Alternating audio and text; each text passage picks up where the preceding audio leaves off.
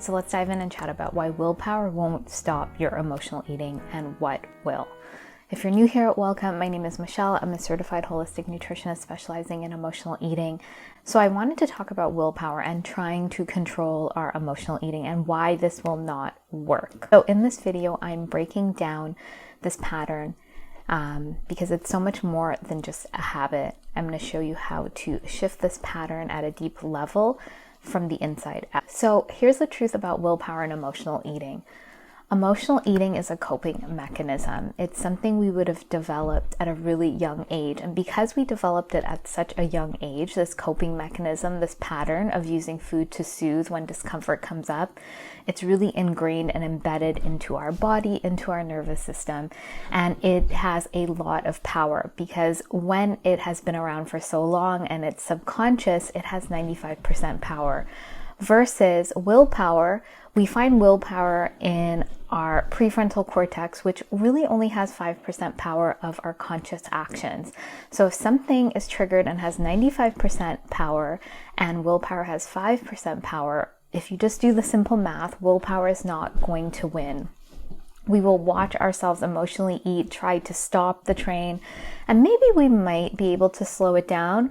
But what I've seen with clients time and time again is that they are pulled even deeper into their emotional eating when they resist the urge. And so why do we have this coping mechanism? Why is it so powerful? So when we're really young, when we're kids, we are sensing the world, we're feeling our emotions, and we don't have the mature enough nervous system to regulate ourselves and move through our discomfort and distress. We need our parents and caregivers to co-regulate with us, to help us move through our emotions and get to calm and get to the other side so we can integrate those emotions because they have information. When we have parents and caregivers that cannot meet these needs, we are left with that uncomfortable feeling in our body because we don't know how to process and move through it.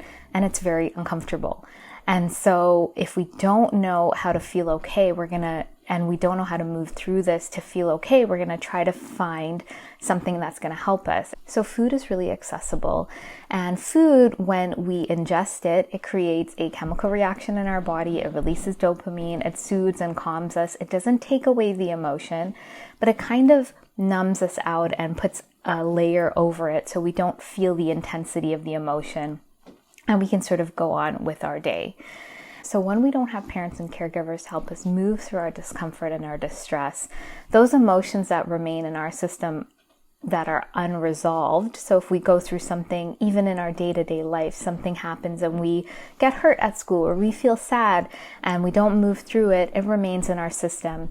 And that results in trauma. Trauma just means we experienced something and we weren't able to resolve it. And this can be on a spectrum from, like I said, something small that happened at school to the big T traumas that we hear about. It means we don't have the nervous system to move through that event, to get to the other side, to feel okay, to shift our nervous system from activated to calm. And so that creates trauma and it keeps looping in our system. So whenever, these uncomfortable emotions come up, if we don't know how to move through them, create coping mechanisms like emotional eating to help us calm down, to help us soothe ourselves. And so this trauma, this remains in our system. And so every time we're triggered and we're dysregulated, we go to food. And because we've done it so many times, it's very powerful. And willpower can't come in and stop that because at this point, it's a survival mechanism. It's a way we survive this discomfort and distress. And so our brain keeps looping on this pattern because it's automatic. So we feel discomfort, we go to food. We feel discomfort, we go to food.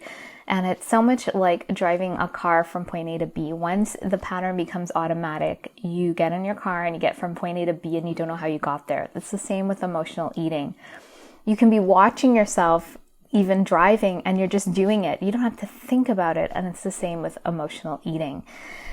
And so what helps us to shift out of this pattern? Well, if we think about it, a coping mechanism is not meeting our deeper needs. We have to start meeting our deeper needs. And so what I see with clients is meeting these deeper emotional needs, which means we have to find when we're triggered into our emotional eating. It's not like we can throw food out the window and whenever we interact with it, it's emotional eating. We have to discern that.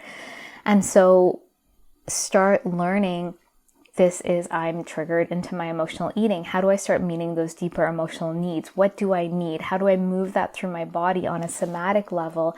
How do I process and integrate that and give myself what I didn't have at a young age? How do I start giving myself, reparenting myself to give myself what I needed on a body somatic level, so that I'm moving through this discomfort and distress, hearing the messages of these emotions, and, accepting myself, validating myself in this experience, and then seeing what my next steps are. What's the next action step I need to take? Do I need to have a boundary? Do I need to shift something in my life? And that's how we start shifting out of this pattern. And so it is a very body-based method, and it's going to be individual for each person. Your root of your emotional eating is going to be very different. It's going to be similar in the sense that it's usually you don't know how to move through your emotions, but you need to be able to catch your triggers, catch when you're emotionally eating, discern that from emotional hunger, and then start seeing what is triggering this. And if you want to get started on that, I have a free guide called What Are You Truly Hungry For?